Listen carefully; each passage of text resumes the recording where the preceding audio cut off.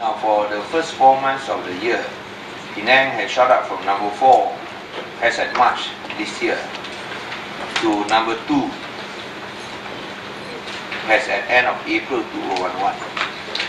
Penang increased from 1.8 in March, as at March, to 3.24 as at April 2011. And we are the highest in terms of foreign investment, 2.3 billion ringgit of all the states in Malaysia. So even though we are number 2 overall, we are number 1 in terms of FDIs. This is very encouraging, and basically it depends on that makes Penang the location of choice for investors. Number 1 is of course human talent. Number 2, our efficient supply chain management. Number 3, our logistics hub. Number 4, good governance.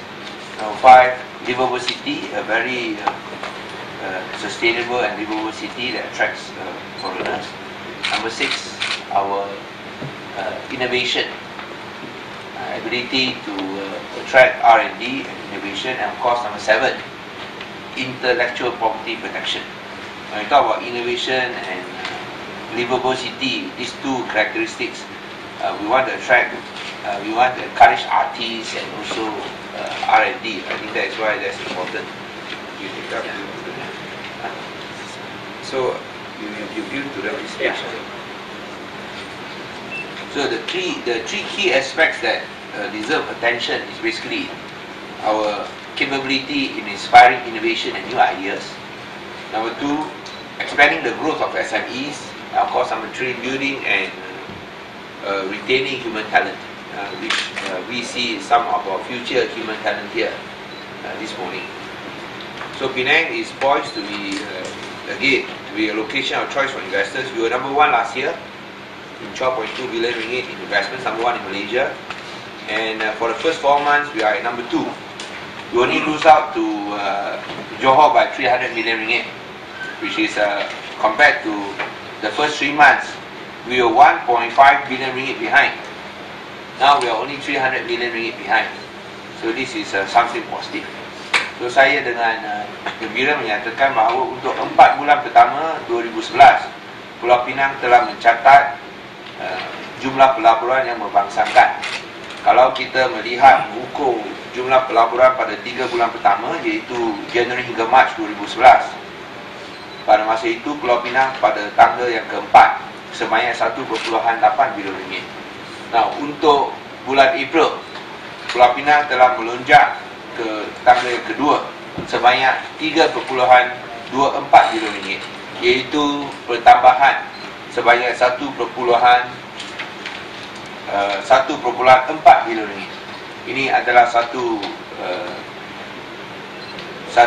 perkembangan yang sungguh menggalakkan, yang akan memberikan perangsang untuk kerajaan negeri untuk terus berusaha menjadi Pulau Pinang sebagai satu pilihan utama untuk para pelabur.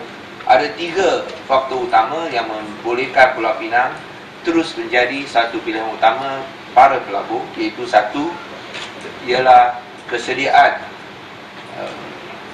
sumber manusia yang terlatih. Yang kedua, rantai perbekalan yang efisien dan berkesan. Ketiga, hub logistik yang berkemampuan. Yang keempat, perlindungan hak harta intelek. Kelima, urus tadbir baik dan juga kepimpinan yang berwibawa. Keenam,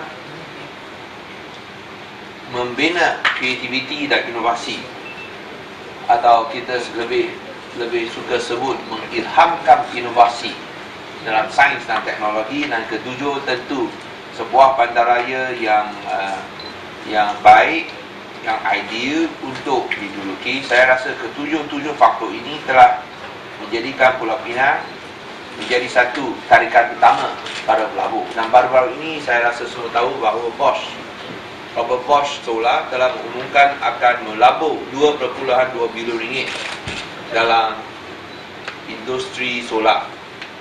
Tentu ini belum dicerminkan dalam angka-angka ini. Dan ini adalah setakat bulan April. mereka hanya umum pada bulan Julai saja, bulan Jun saja.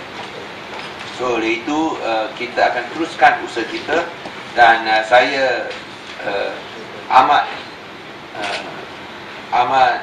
gembira bahawa dan amat menggalakkan bahawa Pulau Pinang menjadi nombor 1 dalam menarik pelabur luar asing, iaitu sebanyak 2.3 bilion, jauh melebihi negeri-negeri lain.